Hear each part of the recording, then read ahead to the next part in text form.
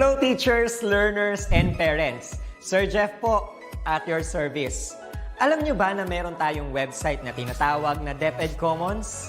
Ang DepEd Commons ay binuo upang gawing accessible ang pagtuturo at pag-aaral dito sa ating bansa gamit lamang ang inyong mga smart devices gaya ng cellphones, tablets, at computers. Dito ay maaari nating ma-access ang iba't ibang learning materials mula sa Department of Education. Meron itong mga interactive materials, electronic self-learning modules, at instructional video lessons mula sa DepEd TV na tiyak na makatutulong sa pag-aaral ng mga mag-aaral galing ka man sa public o private school. Walang problema dahil welcome ang lahat dito. Para ito sa mga guro, magulang at mga mag-aaral mula sa kinder hanggang grade 12, alternative learning system o ALS, at pati na rin ang special education. At huwag kang mag-alala dahil kahit walang load ay maaari mong ma-access ang mga learning materials. Tama! Libre ito. Ang kailangan mo lamang gawin ay i-on ang iyong data at buksan lamang ang iyong browser at i-type ang commons.deped.gov.ph. Alam na ba ng iyong mga kasamahang guro o mag-aral ang tungkol sa DepEd Commons? I-share mo na ang video na ito upang matuto rin sila kung paano gagamitin ang DepEd Commons sa mabilis at napakadaling paraan. Muli, ito po si Sir Jeff at kita-kits po tayo sa DepEd Commons. Paalam!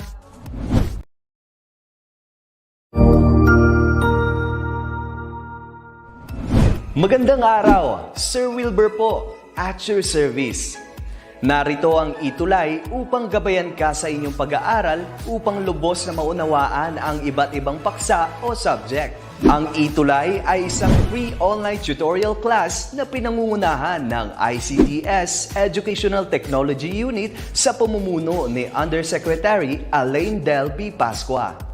Ang programang ito ay hindi lamang para sa mga bata, kundi ito rin ay magsisilbing gabay sa mga magulang at mga guro kung paano nila ituturo o gagabayan sa bawat asignatura ang kanilang mga anak o mga estudyante. Sa kasalukuyan, ang self-learning module mula sa rehiyon ng Calabarzon at kilala sa tawag na pivot ang ginagamit sa ating ETULay online class. Kaya ano pang hinihintay ninyo? Ihanda na ang inyong mga ballpen o lapis, papel o kwaderno at samahan kaming itulay ang pagkatuto para sa bawat batang Pilipino. Sama-sama tayong magtutulungan para malampasan ang mga hamon sa panahong ito.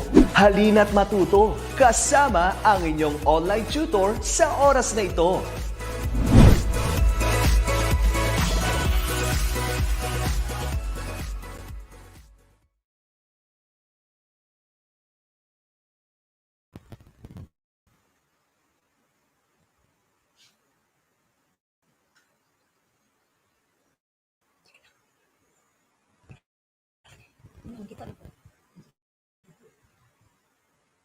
Pasok na po, sir. Game na po tayo, One to our learners who are out there viewing this method in learning to reach out our students and aim to continue education amidst the challenges brought by COVID-19 pandemic. My task this afternoon is to enrich English 10 lesson during this second quarter, particularly on Module 6. Learners, I am Teacher Wilma, airing through this ETULay multimedia presentation with lesson. Use appropriate multimedia resources that accompany language. This lesson class is very useful. Why? Because in your senior years, particularly the grade 11 or grade 12, you will be engaging in research project, of which appropriate sources in multimedia is really a great help in developing your study. Nowadays, I could not imagine having a research without these sources of information, the multimedia. So let's give credit to these technologies. So prepare yourself and let's have a common goal in this hour.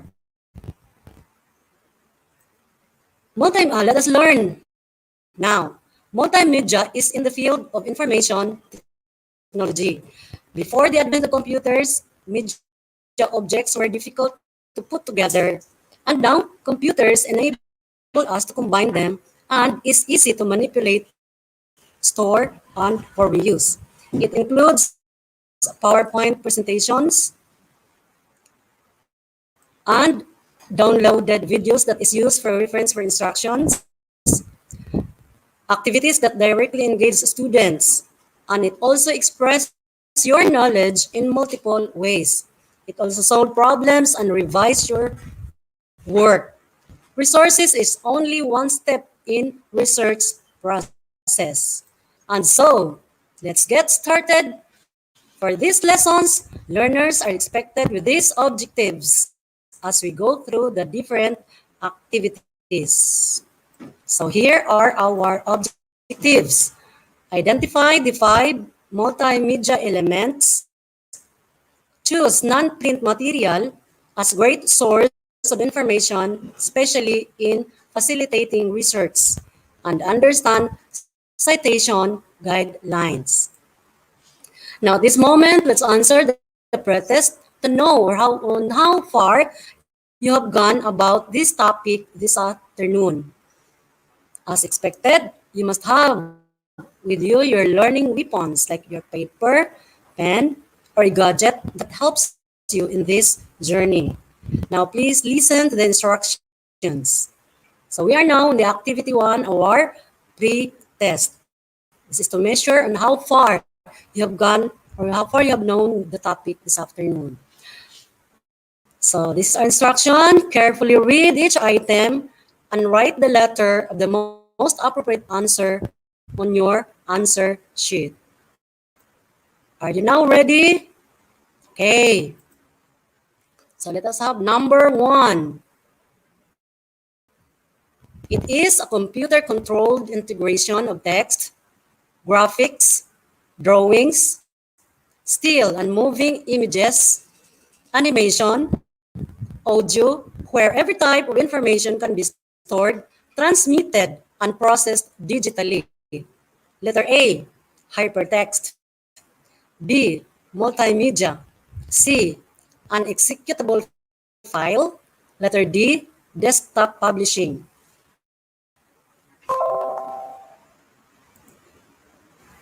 Number 2, the process of planning your multimedia presentation is known as A, design. B, layout. C, storyboard. D, development. Number 3, it is the most common multimedia element. A, we have text. B, audio. C, video. And letter D, image. Number 4, one of the disadvantages of multimedia is A, cost. B, usability. C, relativity. And D, adaptability. Moving on to number 5.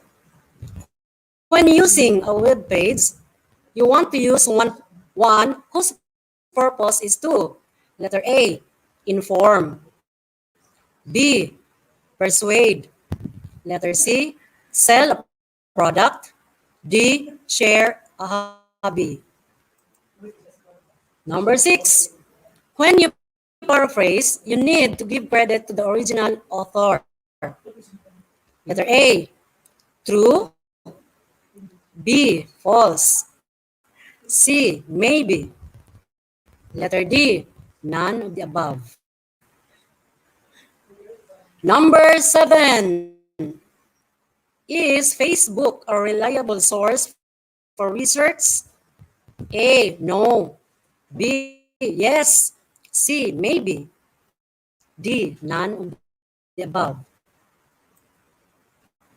Number 8, what piece of information is most important to record about information you find on the internet?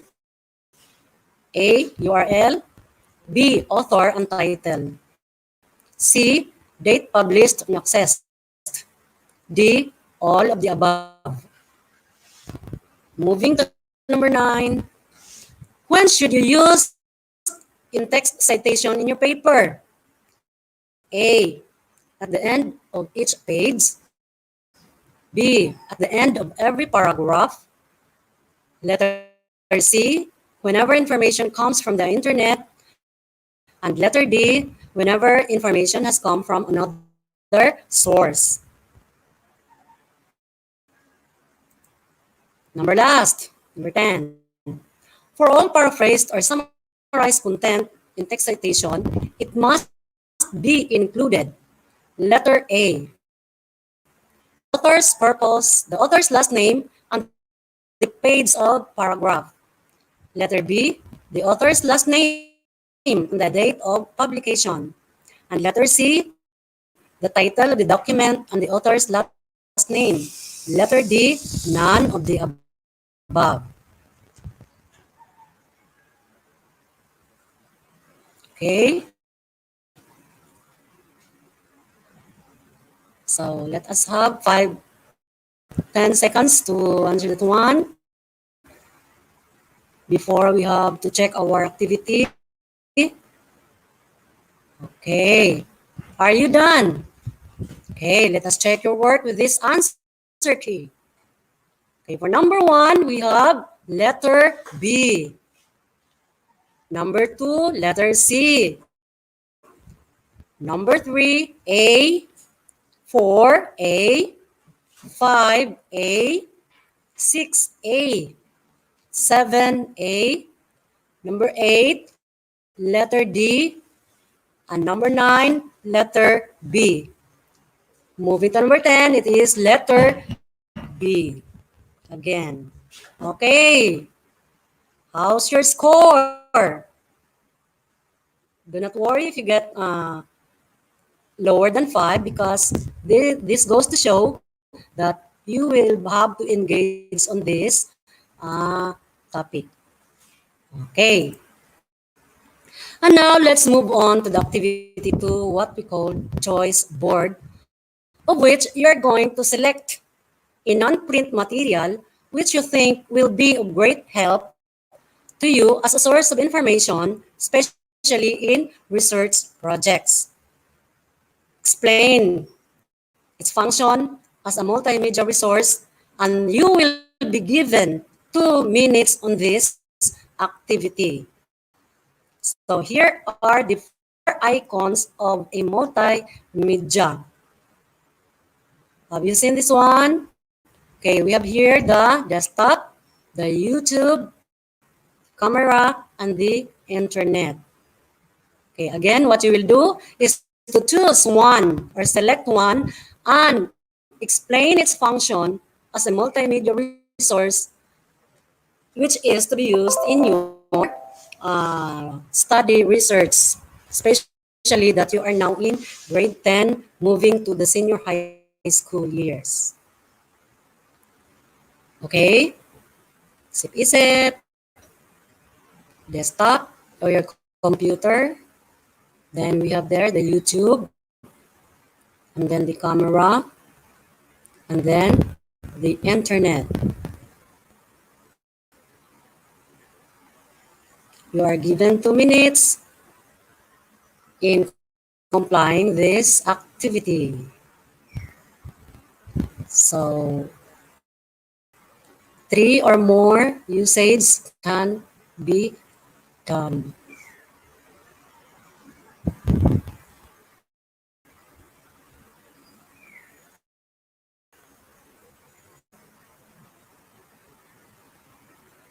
Okay. 5, 4, 3, 2, and 1. Time is up. Now, were you able to answer? Okay, I guess this also will be your answer. Let us try checking. Okay, so for the YouTube, to those who choose YouTube, the function of it is it gives it's free and easy to use. It gives you opportunity to earn money, just like those who are having those vloggers, diba? So they earn money through YouTube. Then YouTube also easy to share information. And then backlinks are generated. Next one is the internet. I guess also these are your answers. So it is a connectivity, just like now. Internet, some of our areas here, especially here in our area in Tagum City, sometimes we will have to suffer slow internet connectivity. And then it also access to communication, learning, e-learning, and then we have also e-commerce, then knowledge and learning. Internet is also easy to use to share information. Okay, so that is all for the YouTube and for the internet. Now, for the desktop or the computers, their function are the following: online bill payment, watching movies, gaming, social media access, internet access, and then this also provides communication through email, diba? So it is through this computer that we can access these things. And the last one, it captures images as prompt for narrative or descriptive writing. And it also keeps records of family and friends. So those are the uses or the function of your chosen multimedia. And now, let's move now to the discussion of what social media is. Okay. Social media is a text, audio, still images, animation, video, and interactivity which could be combined together, and this is called the multimedia. Now, the term multimedia is used to contrast to media, which only utilizes traditional forms of printed or hand-produced text. Kasi noon, yung ginagamit natin are only those books, encyclopedia, journals, diaries. Those are the so-called printed materials. And for now, we have this non-print material, which is the so-called multimedia. Okay, another one. It enables the users to integrate and manipulate data from diverse sources and is only one step in research process. Sabi ko nga kanina, I could not imagine myself having that research without this YouTube, without these sources from the multimedia or from the Google. Yes, especially those Google Drive. Okay. So multimedia is one of the most fascinating and fastest growing areas in the field of information technology. So that is the so-called multimedia. And we have here the 5 multimedia elements. So these are the, number 1, we have the text. This one, the image, then the audio, then the video, and then the animation. Now I will explain this one by one. Okay. So we have here number 1. Text is the common multimedia element. It expresses information to the viewers. Even though pictures grab the viewer's attention, still text is a good idea to include as well, just in case the picture does not load. So that is it. It is very important and it is the most common because even without load, you can have text your friends, if with friends or in the messenger. So that is it. So text is the most important or the common multimedia element. Okay. Number 2,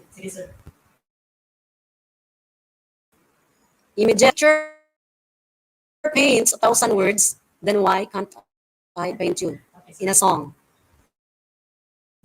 titled If?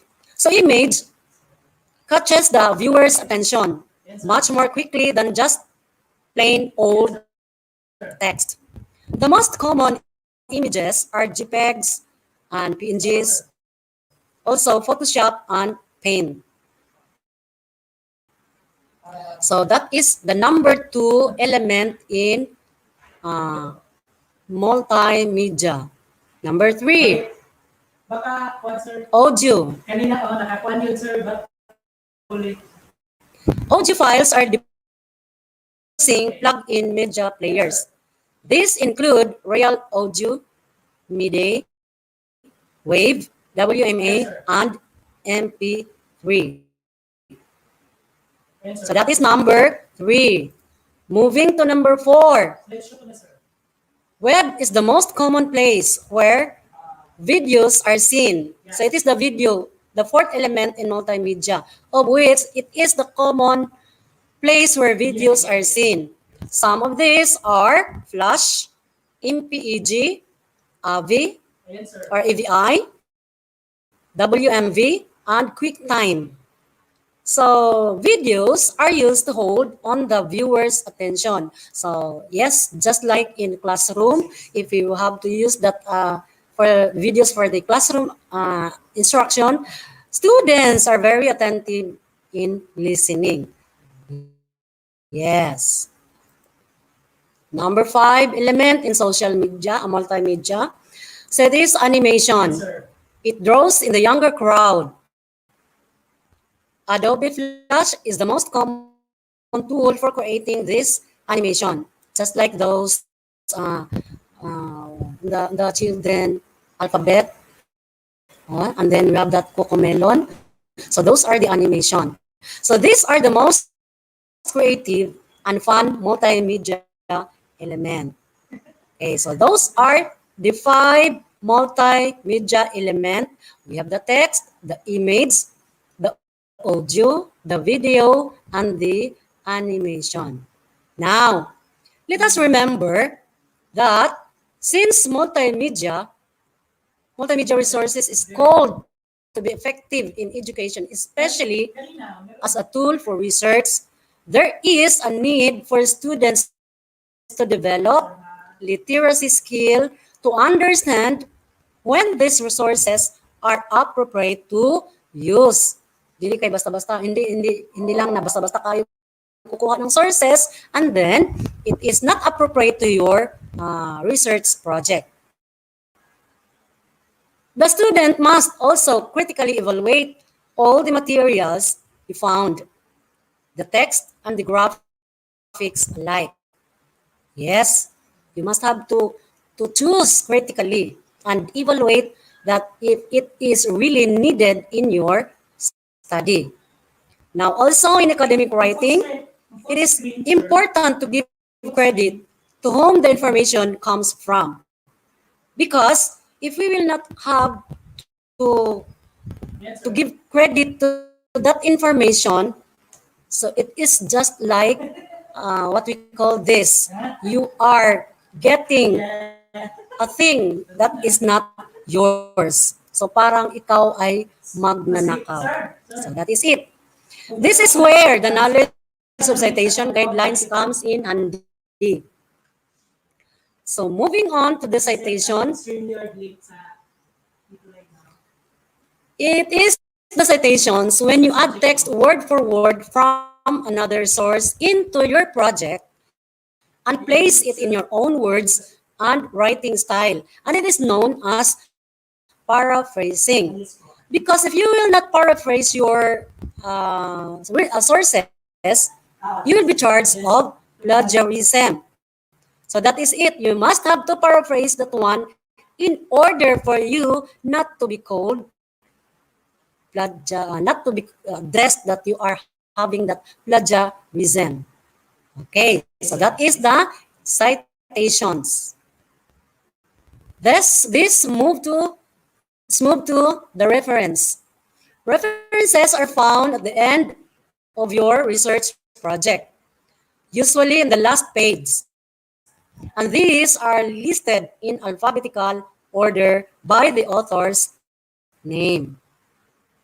Okay, so this is for the citations of which you really need this one during your research study, and you cannot have that citations without your references.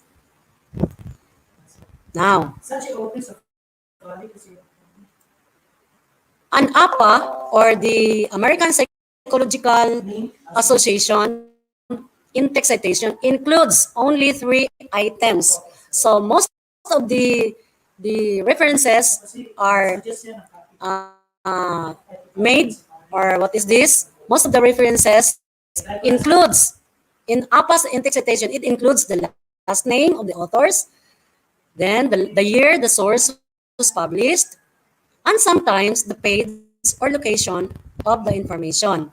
So what I have said, APA means American Psychological Association, and it is the official style used in technology or in research, commonly used in psychology, education, and other social sciences. Now, let me show to you this sample of citation. Now, this is a narrative in-text citation. The author's name is in the text of the sentence. The page number is at the end of the sentence. As you can see, let me read.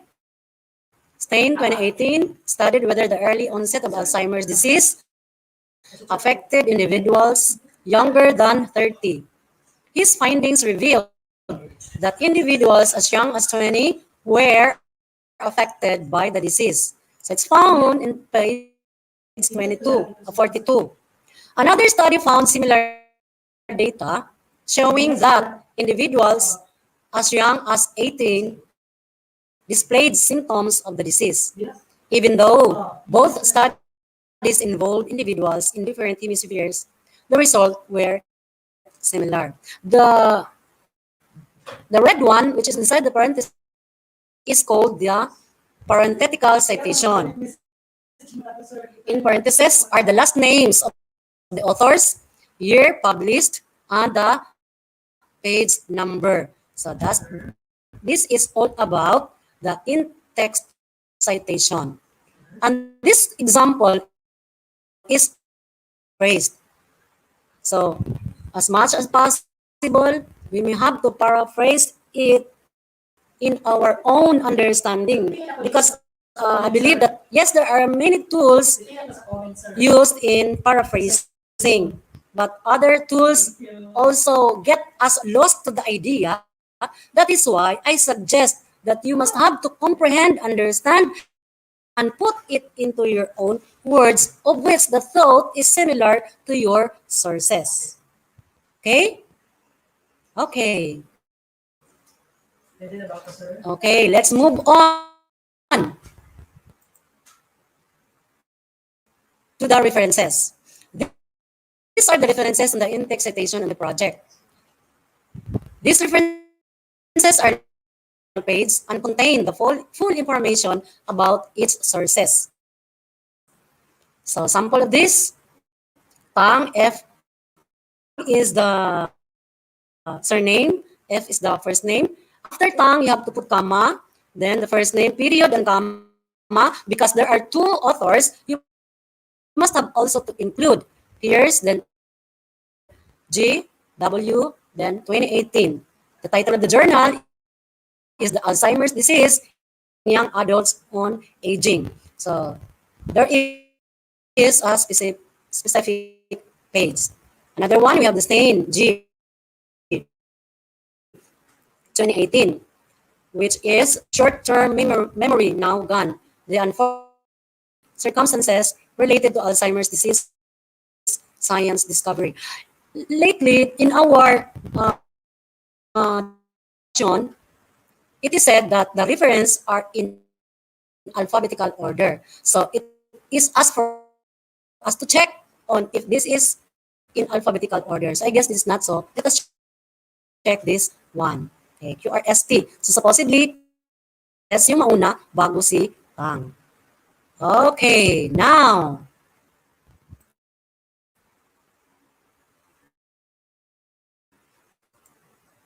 let us have the final task. Our final task is bring in the source. Now, class, whether in speaking or in writing, you need to cite your source when stating facts and support all your claims. Read a report from About Philippines Closing Gender Gaps. Go over the news story and summarize or paraphrase the material given.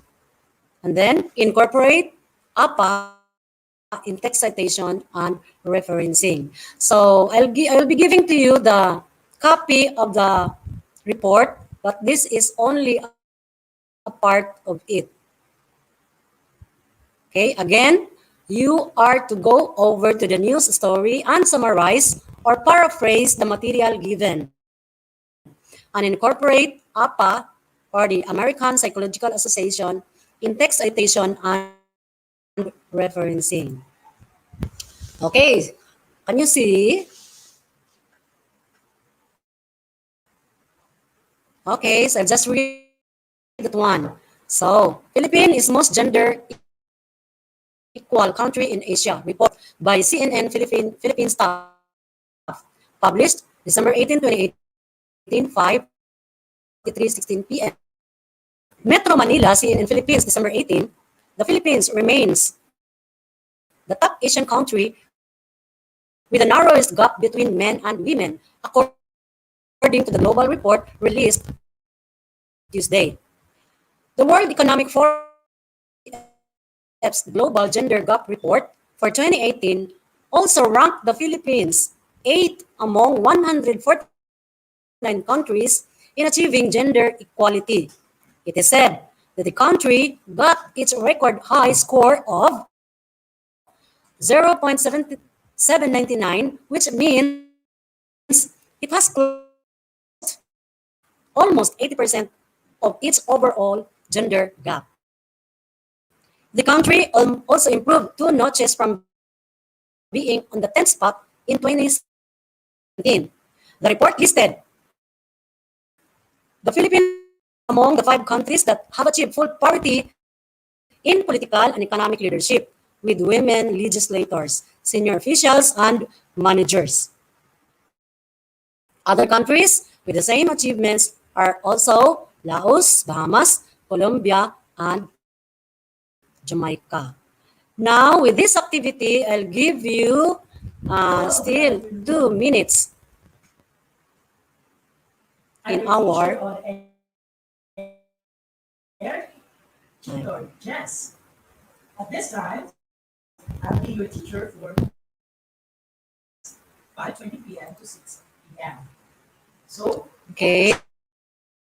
So, what you will do is to paraphrase that one, and then you are to paraphrase again that one, and then have the text citation, and below is the reference. Okay. Alright, we have from Banayan National High School, SBO, Bern, hello, good afternoon. We have also Melanie Balasta Conde. Okay, so this is only an example of the in-text citation basing on the CNN Philippines was gender equal country in Asia. So I have here an example of in-text citation. The Philippines upkeeps as the most gender equal country in Asia, with the slightest gap between men and women, according to the global report freed to stay. As known, Philippines also ranked as the 8th among 149 countries in achieving gender equality and developed its record high score of 0.799 as close almost 80% of its overall gender gap. The account was extracted from the World Economic Forum, WEF's Global Gender Gap Report. So here you can see the in-text citation. As we have discussed, or I believe that's in our pretest number 9, that the source, the author of the source must be written after every paragraph. Yes. So CNN, do not put period after that one, but have that parenthetical citation, CNN, Philippines top, comma, and then the year it was reported. Now, for we have here the reference.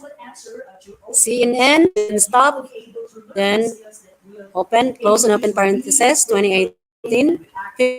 Philippines is most gender equal country in Asia report. Okay. Do you have an answer with this like this? Okay. So why is it important to acknowledge the source in your research, speech, or project? As what I have said earlier, you'll be plagiarism. That is why that is the importance. It is very important to acknowledge the source in our research because you will be a responsible researcher. You're able to find valuable, high quality information from source and show the readers that the source you had contributed much for the development of your research. Okay, so that is all about our topic this afternoon. Any questions? Okay. You can find me at wilmamalakasti@gmail.com. Okay, thank you so much. See you next meeting. Bye-bye. Thank you. Bits of information covering a course called Thanks. Sigurado ako na marami ka na namang natutuhan sa ating ETULay tutorial session ngayong araw. Tandaan, ito ay hindi lamang para sa ating mga mag-aaral, kundi pati rin sa ating mga minamahal na guro at mga magulang na kaagapay natin para maituloy ang pagkatuto sa kabila ng nararanasang pandemya. Patuloy ding sumubaybay sa DepEd TV para sa mga araling ginawang video episodes. Mapapanood ito mula Lunes hanggang Sabado, alas 7 ng umaga hanggang alas 7 ng gabi sa inyong mga telebisyon. Abangan bukas mula 1:00 ng tanghali ang iba pang aralin sa ating ETULay free online tutorial session sa Filipino. I-like and subscribe at manatiling nakasubaybay sa ating ETULay tutorial session sa DepEd Edtech Unit FB page at Educational Technology Unit channel sa YouTube at sa DepEd Tayo at DepEd Philippines social media accounts. Paalam!